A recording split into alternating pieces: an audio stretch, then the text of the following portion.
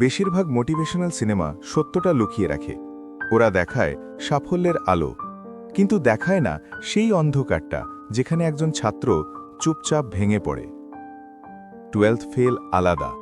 এটা দেখায় ব্যর্থতার শ্বাসরুদ্ধকর চাপ এবং আবার শুরু করার সাহস। একটা সিস্টেম যেখানে সবাই শর্টকাট খোঁজে, সেখানে সততা একটা ঝুঁকি। মনোজ ফেল করল, কিন্তু সে শুধু পরীক্ষায় ফেল করেনি, সে সেই সিস্টেমকে প্রশ্ন করেছে।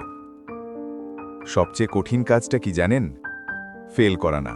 সবচেয়ে কঠিন হলো বন্ধুরা এগিয়ে গেছে আর আপনি আবার শূন্য থেকে শুরু করছেন।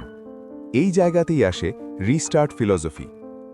সাঙ্ক কস্ট ফ্যালাসি বলে, এত বছর দিয়েছি, এখন ছাড়ব কেন?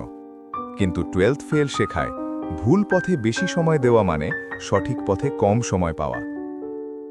2026 সালের একাডেমিক রিয়ালিটিতে প্রতিযোগিতা শুধু পরীক্ষায় না, এটা সোশ্যাল মিডিয়ায়ও। লক্ষ পরীক্ষার্থী, কয়েকশো সিট, রেজাল্টের পোস্ট ভাইরাল হয়, সংগ্রাম হয় না।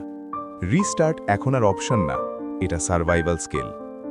একবার ফেল, দুইবার ফেল, তিনবার ফেল, প্রতিবার আত্মবিশ্বাস একটু একটু করে ভাঙে। কিন্তু পার্থক্যটা এখানে, সে শর্টকাট নেয়নি, সে চরিত্র হারায়নি।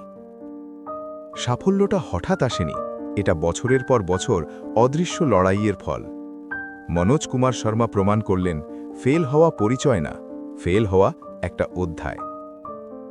তোমার জীবনেও হয়তো একটা 12th ফেল মুহূর্ত আছে। প্রশ্নটা হলো, তুমি কি আগের বিনিয়োগে আটকে থাকবে নাকি সাহস করে রিস্টার্ট করবে? কারণ সত্যিকারের শক্তি সাফল্যে না, শক্তি লুকিয়ে থাকে আবার শুরু করার সাহসে।